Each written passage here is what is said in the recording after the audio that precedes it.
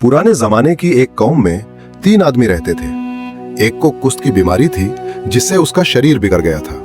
दूसरा बहरी की परेशानी में था जो आवाज मुश्किल से सुन पाता था, और तीसरा लंगड़ापन से परेशान था जो सही से चल नहीं सकता था। अल्लाह ने इन तीनों को आजमाना चाहा तो एक फरिश्ता इंसानी रूप में उनके पास भेजा। फरिश्ता पहले कुष्ठ वाले के पास गया और पूछा, तुम्हें क्या चाहिए? उसने कहा, अच्छी सेहत और ये बीमारी दूर हो जाए। फरिश्ते ने हाथ फेरा और वो बिल्कुल ठीक हो गया।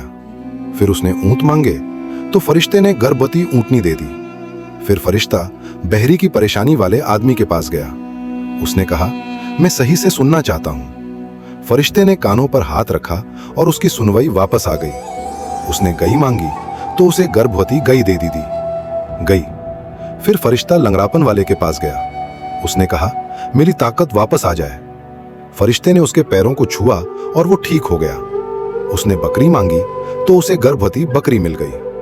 कुछ साल गुजरे और तीनों के पास माल दौलत की भरमार हो गई। ऊंटों के झुंड गायों के रिवद और बकरियों की लीनें लग गईं। फिर अल्लाह ने उन्हें दोबारा आजमाया।